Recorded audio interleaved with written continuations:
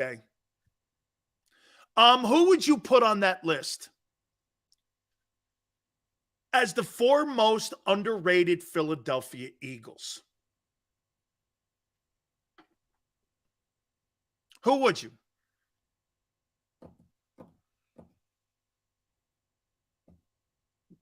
Most underrated. Jalen Hurts?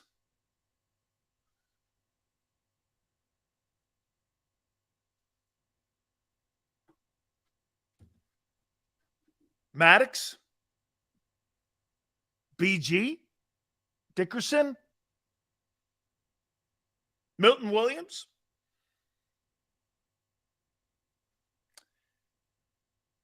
Here are my 4.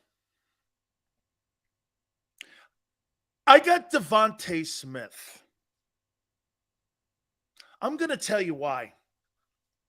I saw where they ranked him on the Pro Football Focus, which some of you call the Bible. Okay? That had him ranked very low. Philly 500 has him as one of the top 5 wide receivers in the league. That's not how they see him. Okay? That's not how they see him. How I see Devontae, and Xander will know this. I'll say this flat out here.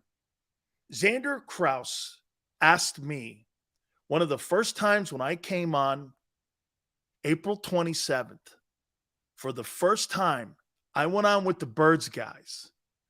And before I go on, he asked me, what'd you make of the draft and Devontae Smith?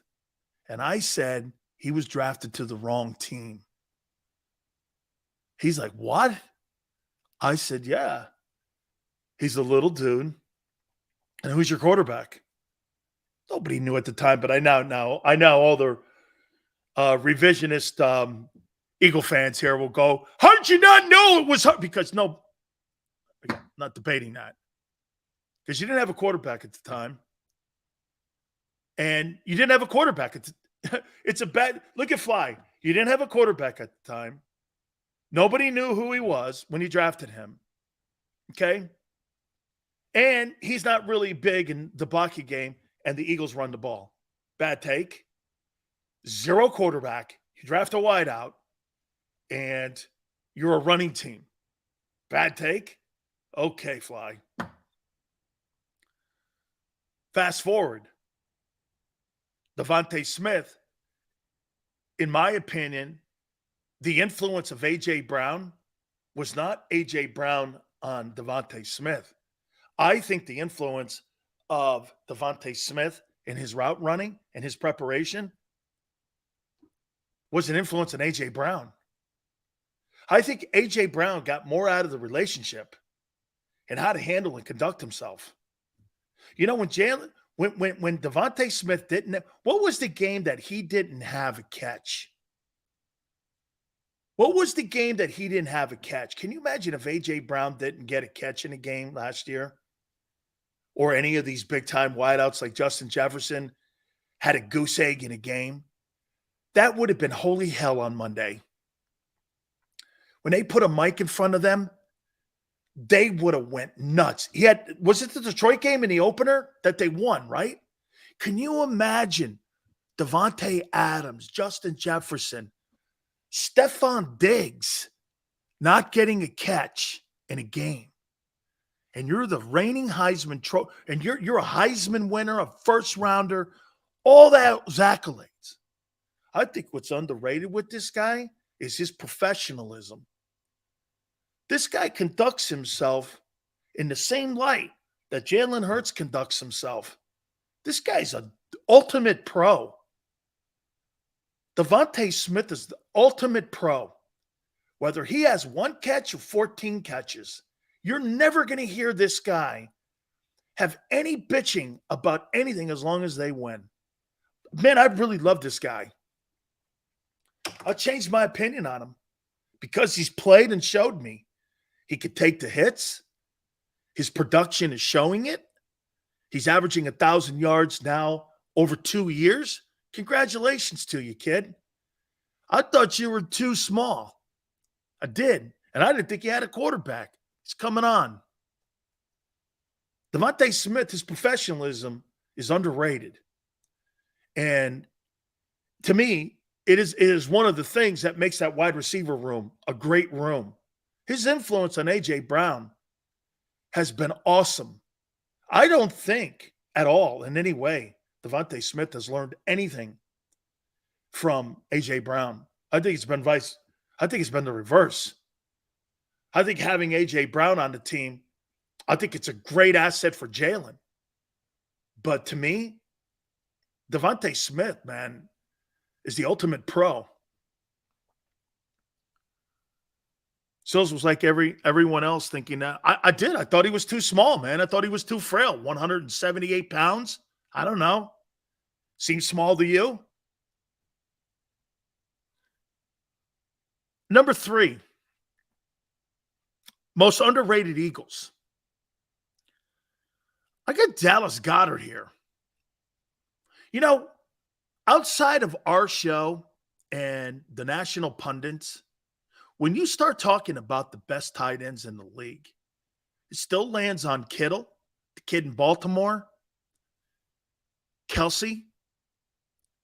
It still lands on those 3 guys. With Goddard kind of like an outlier. And I don't think he gets enough credit. Because when he was out last year, I thought the offense kind of came back a little bit. I thought the offense kind of rolled back a bit. Dude, he was a security blanket for the kid.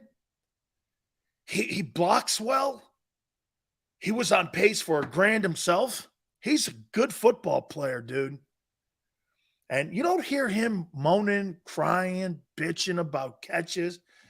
Actually, I don't hear him say anything. He's just not a baby Gronk. Kind of. I don't hear him saying shit, man. Chris looks to Chris, dude, when he catches that pass across the middle and he got that ball in his hands, man, he is a train. He is completely different than Zach Ertz. That dude's looking to run over people and run to the end zone. I'm a big fan of this guy here. I love Dallas Goedert. One of my favorite Eagles. Xander will like this one. I'm trying to get Duke Tobin and trying to trade Landon Dickerson to the Bengals for what was it? For like a first-round pick and I think T. Higgins. And I watched him play last year, kind of nicked up a little bit, and I disagree with Chris Collinsworth, the PFF. I don't think Isaac Seumalo is better than him. I think Isaac Seumalo is a good player. I do. But I think Landon Dickerson is going to be probably at the end of this year one of the top 3 offensive guards in the NFL. He is. And I've said this to you before, guys. The Philadelphia Eagles, left side of their O-line, they could have stalwarts there for the next 10 years like Shell and Upshaw with Dickerson and Jordan Mailata. Man, you got you got your left side, your blind side to your quarterback set up for the next decade. So Jesus. Very Eagle. Very, very Jeffrey Lurie in how he does that. And by the way, elite guys. And again, here, dude, there's another duo. Left guard, right guard. Or left tackle, left guard. Shit. Is there a better one in the NFL? Left tackle, left guard. I don't know. Looks pretty good, man. Quan goes, Shell and Upshaw, dating yourself. No, I'm naming you the best left guard and left tackle in the history of the game.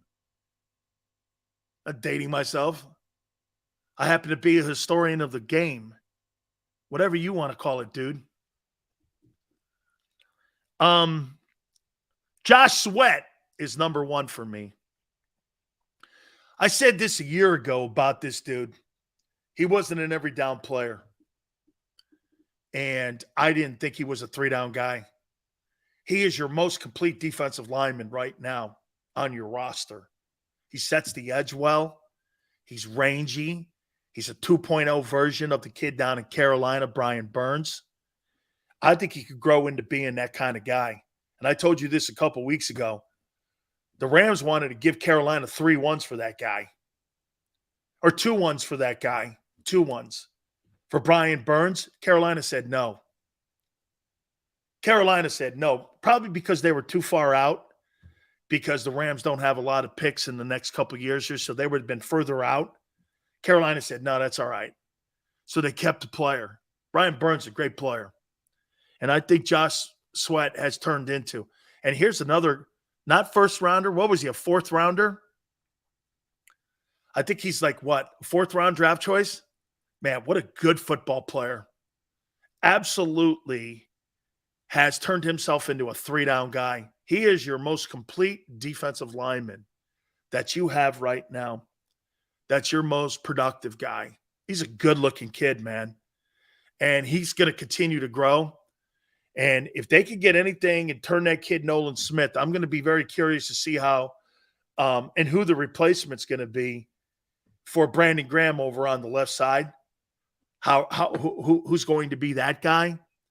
Is it Nolan Smith? Are they going to have kind of like a Michael Parsons with his hand in the dirt, stand him up? How are they going to play him?